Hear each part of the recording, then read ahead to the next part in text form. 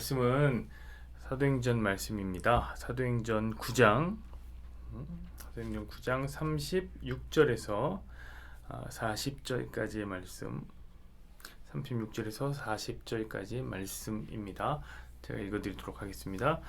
요빠에 다비다라 하는 여제자가 있으니 그 이름을 번역하면 도르가라. 선행과 구제하는 일이 심히 많더니 그때에 병들어 죽음에 시체를 씻어 다락에 누이니라. 룻다가 요빠에서 가까운지라. 제자들이 베드로가 거기 있음을 듣고 두 사람을 보내어 지체 말고 와달라고 간청하여 베드로가 일어나 그들과 함께 가서 이르매 그들이 데리고 다락방에 올라가니 모든 과부가 베드로 곁에 서서 울며 도르가가 그들과 함께 있을 때에 지은 속옷과 겉옷을 다 보이거늘 베드로가 다 사람을 다 내보내고 무릎을 꿇고 기도하여 돌이켜 시체를 향하여 이르되 다비다야 일어나라 하니 그가 눈을 떠 베드로를 보고 일어나 앉는지라. 아멘. 오늘 말씀을 중심으로 해서 귀인이라는 제목으로 우리 함께 말씀을 나누겠습니다. 신년 초가 되면 지금처럼 이제 매년 초가 되면 사람들은 각종 토종 비결, 사주, 점 같은 것을 보게 됩니다. 물론 그런 것이 이제 미신이라고 생각하면서 비웃는 친구들은 그런 거 안 하겠지요. 그런데 그런 친구들이라도 오늘의 운세 같은 것은 또 봅니다. 어쩌면 아마 여러분들도 오늘의 운세 같은 거 보는 거 아니에요? 예수 믿어도 약간 재미 반, 호기심 반으로 이제 보시는 분들도 있다고 얘기 들었습니다. 그때면 어김없이 나오는 단어가 있죠. 그렇죠? 그런 거를 보면 어김없이 나오는 단어가 있습니다. 그것은 바로 귀인이라는 단어입니다. 귀인. 오늘의 설교의 제목이죠. 귀인. 어떻게 써 있습니까? 오늘 서쪽에서 당신의 귀인이 나타납니다. 오늘 동쪽에서 당신의 귀인이 나타납니다. 아니면 당신 옆에 있는 사람이 바로 귀인입니다. 이렇게 이제 쓰여 있죠. 그럼 괜히 내가 서 있는 곳에서 서쪽에 뭐가 있지? 이런 신경이 쓰이죠. 서쪽에 뭐가 있었지? 학교가 있었나? 교회가 있었나? 뭐 이런 생각이 들고 괜히 의식이 돼요. 문제는 내가 서 있는 곳이 서쪽이 어딘지를 잘 몰라요. 그래서 우리가 이제 뭐 동서남북을 기준으로 살지 않으니까 잘 모릅니다. 그리고 서쪽의 기준도 없어요. 내가 이렇게 보고 있을 때 서쪽인지 이렇게 보고 있을 때 서쪽인지 잘 몰라요. 도대체 어디에 서쪽이 있는지 모르겠지만 근데 그때부터 내게 나타난 사람들은 왠지 서쪽에서 나타난 귀인 같아 보이는 효과가 있습니다. 이 사람 나의 귀인이 아닐까 라는 생각을 하게 만드는 것이죠. 심지어 이제 배달하시는 분이 와도 혹시 나의 귀인이 아닐까. 도대체 여러분 귀인이 뭔데? 귀인이 뭐길래 우리의 삶을 이렇게 설레게 만듭니까? 여러분 원래 귀인이란 말은 어떤 뜻이냐면 높은 위치에 있는 사람을, 높은 지위에 있는 사람을 귀인이라고 불렀습니다. 신분이 높은 사람 귀인입니다. 그런데 요즘에 우리는 그렇게 안 듣죠, 그렇죠? 안 받아들이고요. 왜냐면 우리 뭐 신분제도 아니고 요즘에는 그렇게 안 받아들여요. 우리가 귀인이다라고 말할 때는 어떻게 말하는 거냐면 나에게 도움이 되는 사람 귀인이죠. 참 귀한 사람입니다. 그렇습니다, 여러분. 인간은 원래 혼자 살 수가 없습니다. 그래서 누군가의 도움을 받으면서 우리는 살게 됩니다. 문제는 이 세상은 죄악이 넘쳐요. 그래서 너무나 이기적이고 너무나 배타적이고 남 잘 되면 배 아프고 남 안 되는 꼴을 봐야 안심이 되는 세상이라는 거죠. 그러니까 누군가의 도움을 받는다는 것이 매우 녹록치 않은 세상이 됐다는 말씀입니다. 그래서 요즘은 귀인의 기준이 좀 낮아졌습니다. 요즘 이 코로나 전국에서 식당의 귀인은 한 30인분 배달시켜주는 사람, 이런 사람이 귀인이에요. 이런 코로나 전국에서 건물주에게 귀인은 임대료 꼬박꼬박 내주는 세입자가 바로 귀인이에요. 이런 상황 속에서 교회의 귀인은 교회 나와주는 사람이에요. 여러분이 귀인입니다. 그런데 그 와중에도 이런 와중에도 이름도 없이 빚도 없이 타인을 돕는 사람들이 있습니다. 이 사람들이 사실 진짜 귀인이죠. 그래서 이런 귀인은 우리에게 너무 귀해요. 너무 귀해요. 이 귀인의 기준이 낮아진 이 시점에 정말 이름 없이 빚도 없이 남을 돕는 사람 정말 귀하다고 생각합니다. 특별히 그 도움을 받는 사람이 백척간두에 서 있는 너무너무나 위태해서 손을 잡아줄 귀인이 필요한 사람이라면 이 귀인은 더욱 더 귀합니다. 근데 오늘 본문을 봤더니 바로 그런 귀인 한 사람이 나오는 거예요. 그래서 오늘 제목을 귀인이라고 정했습니다. 누구냐? 바로 다비다 혹은 도르가라고 하는 여자입니다. 이 사람 귀인이에요. 자, 성경은 이 사람을 뭐라고 하고 있습니까? 한번 우리 36절을 볼까요? 요바에 다비다라 하는 여제자가 있으니 그 이름을 번역하면 도르가라. 선행과 구제하는 일이 심히 많더니. 자, 선행과 구제하는 일이 심히 많았다. 이 여자는 남을 돕고 살았던 사람이에요. 심히 많이 돕고 구제했던 사람입니다. 여러분, 이런 사람 흔치 않죠. 흔치 않아요. 특히 여자라면 더 흔치 않아요. 이 당시에 여자는 경제 주체가 아니기 때문에. 그래서 귀한 사람이란 말이에요. 그런데 이 사람을 뭐라고 부르냐면 여제자다 이렇게 말합니다. 여제자다.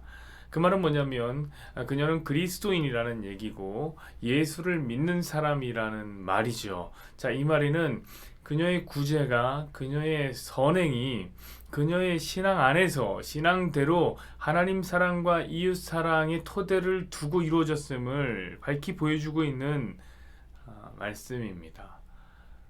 여러분, 그런 섬김은 정말로 귀하죠. 참 귀해요. 제가 왜 그런 말씀을 드리냐면 세상에도 구제하는 사람들은 정말 많습니다. 근데 구제하는 사람이 많은 만큼 그 이유도 너무나 많습니다. 어떤 사람은 자신의 허영심을 나타내기 위해서 구제하는 사람들도 있어요. 자기 만족을 위해서 구제하는 사람도 있고요. 상대적인 우월감, 이 사람 더 가난한 사람, 어려운 사람을 도와주면서 비교 우위에서는 나는 이렇게 괜찮은 사람이지라는 비교 우위에서는 그런 우월감을 갖기 위해서 돕는 사람도 있어요. 그런 것이 좋아서 그런 걸 즐기기 위해서. 그런데 여러분, 이런 사람들의 도움은 받으면 물론 좋긴 하지만 마음이 안 좋아요. 육체는 편할지 모르지만 마음이 안 좋아요. 그러나 이 다비다 그리스도인입니다. 물론 여러분, 그리스도인이라고 다 좋은 마음으로 구제하는 건 아닙니다. 진짜 이상한 사람도 많죠. 그리스도인들 중에서도. 그러나 그녀가 지금 성경에 여제자다라고 기록이 될 만큼, 소개가 될 만큼의 사람이라면 그녀는 자기 부인과 자기 십자가를 졌던 여자가 분명하다고 저는 믿습니다. 제자는 그런 거예요. 자기 십자가와 자기 부인을 하지 않고서는 따를 수 없는 거예요. 그러니까 당연히 뻐기기 위해서 굳이 하였던 것은 아닐 거다라는 저는 굳은 믿음이 있습니다. 그래서 이런 사람의 도움을 받으면요, 이런 사람의 도움을 받는 사람들은 이런 사람 특히 귀한 거예요. 너무 귀해요. 근데 오늘 성경은 매우 그 시작부터 안 좋은 소식으로 시작합니다. 그것은 어떤 이야기냐면 한 귀인이 죽었다 라고 시작합니다. 37절 볼까요? 그때에 병들어 죽음에 시체를 씻어 다락에 누이니라. 여러분, 죽음은 슬픈 것이죠. 죽음은 슬퍼요.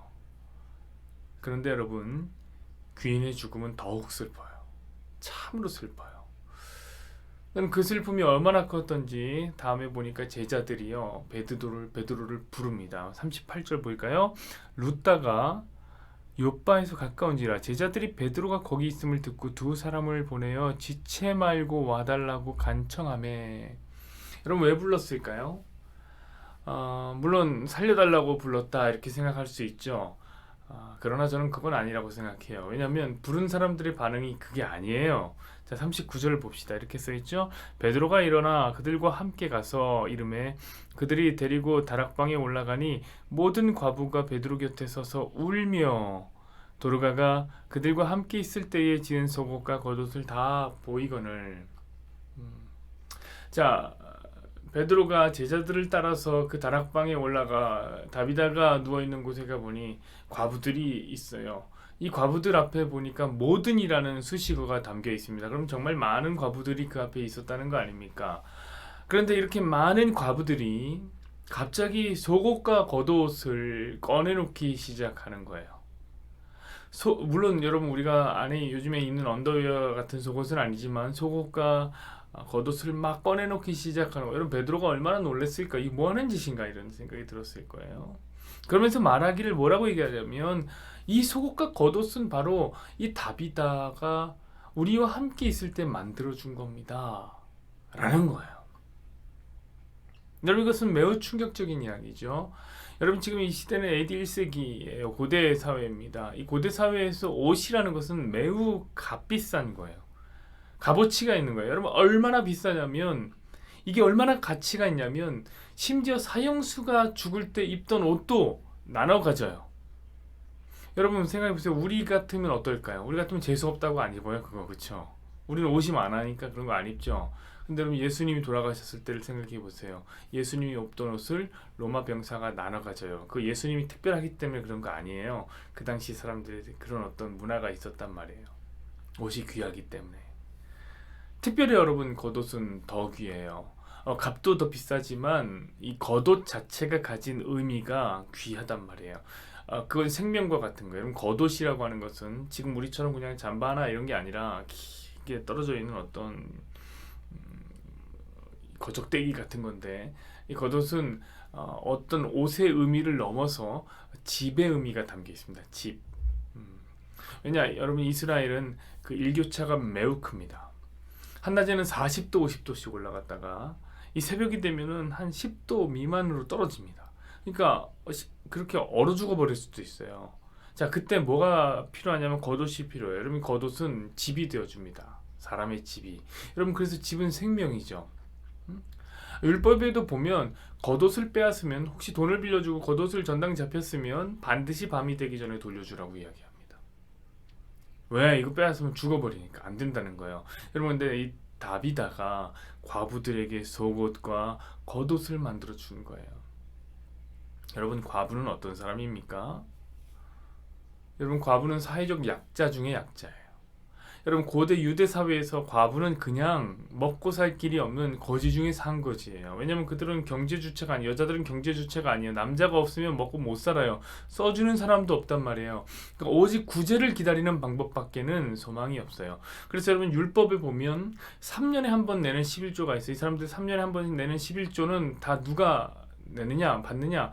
과부와 고아들에게. 3년에 한 번 내는 전부 과부와 고아들 이들의 구제에 사용됩니다. 여러분 근데 제가 전에 한번 설교를 했던 적이 있죠. 당시 남자들이 얼마나 못됐냐면 이 율법 모세 율법을 악용해서 여자들과 다 이혼했어요. 많이 이혼했어요. 그래서 과부들이 넘치고 넘쳤어요. 참 많았어요. 그러니까 당연히 다 돌봐줄 수가 없는 거예요. 그렇죠. 아무리 3년에 한 번 모든 사람이 11조를 걷어서 도면 뭐예요? 너무 많으니까. 방치된 과부가 정말 많았습니다. 그런데 그 과부들을 누가 돌봤다고요? 다비다라고 하는 여자가 돌봤습니다. 여러분 이 다비다는 과부들에게 얼마나 귀한 사람입니까? 이거야말로 귀인이죠. 아무도 과부들에게 온정을 베풀어 주지 않는데 다비다는 그들을 불러 밥도 먹이고 아니 겉옷을 만들려면 밥도 먹었을 거 아니에요. 속옷도 만들어주고 겉옷도 만들어 준 것입니다. 그런데 여러분 그런 다비다가 죽었다. 이야기가 시작됩니다. 여러분 과부들이 망연자실했겠죠. 여러분 그들은 생각했을 겁니다. 이제 우리를 누가 돌봐주나. 여러분 그래서 제자들과 이 과부들이 누굴 부른 거예요? 베드로를 부른 거예요. 왜 불렀느냐? 베드로가 여러분 누굽니까? 교회의 수장이잖아요. 그렇죠? 교회의 대장이라고요. 아마 이미 여제자니까 다비다가 베드로를 소개했을 거예요. 그 과부들에게. 왜? 그녀는 그리스도인이니까. 여러분 그리스도인이라는 사람은 어떤 사람들이에요? 예수로 여기가 가득 차 있어요. 그래서 툭 치면 예수 이야기가 나오고 툭 치면 교회 이야기가 나와요. 당연히 베드로 이야기를 하지 않았겠습니까? 특히 그녀들이 이제 과부들이었으니까 이 교회가 예루살렘 교회가 과부들을 책임지고 구제하는 이 예루살렘 교회의 이야기는 매우 그들에게 흥미있는 얘기일 거예요. 여러분 사도행전 2장에 그 얘기가 나왔잖아요. 다비다가 아마 그녀들에게 소개했을 거예요. 예루살렘 교회 그것은 이제 이 과부들에게 남아있는 유일한 소망일지도 모르겠습니다. 근데 그 교회의 수장이 누구예요? 베드로. 그래서 그 베드로를 불렀던 거죠.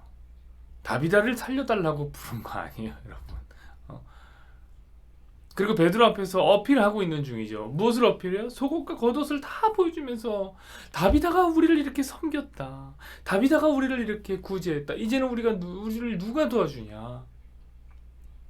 얘기하는 거. 직접 말을 못하니까 이렇게 보여주면서 말하는 거죠. 어필하는 거죠. 베드로, 당신이 교회의 수장이면 우리로 좀 돌봐줘라. 그런 의미를 담아서 베드로를 부른 것입니다. 여러분, 만약에 여러분이 베드로라면 어떻게 하시겠습니까? 자기 앞에서 속옷과 겉옷을 다 꺼내고 있는 이 불쌍한 과부들에게 여러분은 과연 무엇을 해주겠습니까? 저 같으면 이렇게 할 것 같아요. 그러냐? 아이고, 안 됐다. 너희들 주소록을 좀 다 모아봐라. 여기다 주소를 좀 다 써라. 주소를 부른 다음에 현재 지금 우리 교회에서 하고 있는 그 과부 구제 사역에 이름을 올려줄 것 같아요. 그렇죠? 왜? 내가 목사니까 너희들도 우리 과부 구제 사역에 들어와라. 이제 너희들이 불쌍하다. 우리가 도와줄게. 너 안 도와주면 죽으니까 우리가 도와줄게. 이렇게 할 것 같아요. 근데 여러분, 오늘 베드로가 무엇을 합니까? 예수 이름으로 죽었던 다비다를 살린 거예요. 여러분, 이것은 어떤 의미일까요? 여러분, 어쩜 이것은 과부들이 진정 원하는 것은 아닐지도 모르겠어요. 왜냐? 여러분, 먹고 사는 것이 묘연한 이 걱정하고 있는 과부들에게 다비다 개인보다 어쩌면 베드로가 더 귀인일 수 있어요, 여러분. 그렇지 않을까요? 아무래도 한 사람, 다비다 한 사람의 구제보단 교회 전체의 구제가 훨씬 낫겠죠. 근데 여러분, 베드로는 거침없이 다비다를 살려냅니다. 여러분, 왜 그럴까요? 왜? 여러분, 베드로는 이 과부들에게 말해주고 싶은 거예요. 무엇을 말해주고 싶냐? 진짜 너희를 섬기고 진짜 너희를 살리는 귀인은 다비다가 아니야.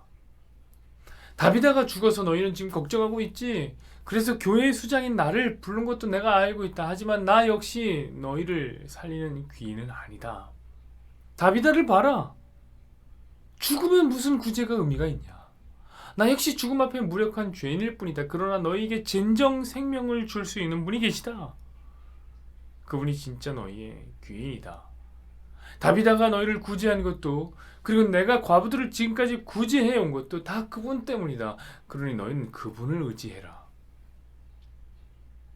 근데 그분은 구제만 해주시는 분이 아니야. 그분은 진정 너희의 죽었던 생명까지도 살릴 수 있는 그런 분이란다. 부활의 분, 죽음을 이기신 분, 부활이요 생명이신 분, 그분이 바로 예수님이다. 그 예수가 너희의 귀인이시다. 사랑하는 여러분, 오늘의 이야기가 어떻게 들리십니까? 저는 오늘 이 아침에 여러분에게 베드로와 같은 도전을 하고 싶습니다. 자, 여러분에게 귀인은 과연 누구입니까? 누가 여러분의 인생의 귀인입니까? 여러분이 파는 물건 팔아주는 고객이 귀인입니까? 여러분을 고용해주는 고용주가 귀인입니까? 여러분에게 유독 친절을 베풀어주는 돈이 많은 독지가 여러분의 지인입니까? 아닙니다, 여러분. 그들은 진정 귀인이 아닙니다. 물론 그들이 우리에게 귀한 사람들이지만 진정한 귀인은 아닙니다. 만약 우리가 그들을 의지한다면 우리 역시 다비다의 죽음 앞에 과부들이 보였던 대로 또 다른 다비다를 찾기 위해서 애쓰고 있을 거예요. 우리의 속옷과 겉옷을 내어주며 우리를 도와달라 또 이럴 거예요. 여러분, 성도의 귀인은 그런 것이 아니에요. 성도의 귀인은 예수님입니다. 그분이 우리를 먹이시고, 그분이 우리의 속옷도 지어주시고 겉옷도 지어주시고, 그분이 우리의 죽음을 이기신. 그러니 여러분, 10년마다 신년이 되면 귀인 찾지 말고 동쪽에서 올까 서쪽에서 올까 이렇게 두리번거리지 마시고, 예수가 우리 귀인이시니 여러분, 성경 피십시오. 성경을 피십시오. 귀인은 거기에 있습니다. 귀인이 어디서 오느냐? 동쪽에서 오냐 서쪽에서 오냐? 아니요, 성경에서 와요. 그리고 그 예수를 잘 믿으면 된답니다. 우리 42절을 마지막으로 한번 볼까? 이렇게 써 있습니다. 온 요파 사람이 알고 많은 사람이 주를 믿더라. 저와 여러분도 모두 그 예수를 잘 믿기를 소망합니다. 여호와는 내게 복을 주시고 너를 지키시기를 원하며 여호와는 그의 얼굴을 내게 비추사 은혜 베푸시기를 원하며 여호와는 그 얼굴을 내게로 향하여 드사 평강 주시기를 원하노라. 아멘.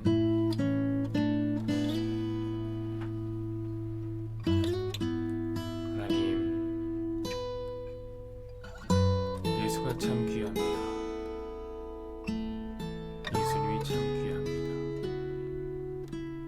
사람들은 저마다 다 귀인을 갖고 있고 자신에게 귀중한 사람, 자신을 사랑해주는 사람, 이런 것들에 목말라하고 있다는 사실 역시 알고 있습니다. 그런 사람 하나 만나면 인생이 풀리는 거죠. 그래서 귀인을 너무나 바라고 소망하고 기대하고 있는 것일지도 모르겠습니다. 특별히 이런 코로나 상황에 임대료 좀 낮춰주는 건물주 귀인이죠. 물건 팔아주는 사람들 정말 귀인이죠. 교회 나와주는 사람들도 귀인입니다. 그러나 성도의 진정한 귀인은 예수님입니다. 누가 우리에게 생명을 줍니까? 누가 우리의 속옷도 만들어주고 겉옷도 만들어줍니까?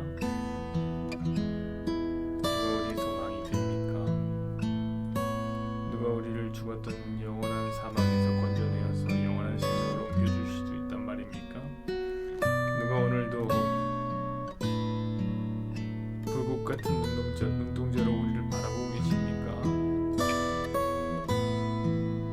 우리를 끊임없이 주시하시며 우리의 머리털 하나도 그분의 의지 아니면 떨어지지 아니하는 우리의 조력자가 누구입니까? 우리 아버지가 되시는 분이 누굽니까? 누가 우리에게 귀한 분입니까? 예수가 우리의 귀한 분입니다. 예수님 잘 믿어야 하지 않겠습니까? 하나님, 많은 사람들이 자기 귀인 앞에는 쩔쩔매면서 그들 앞에서는 겸손하고 공손하게 그들을 대합니다. 내게 도움이 되는 사람 앞에서는 납작 엎드려서 어떻게 하면 이 사람의 비위를 상하지 않을까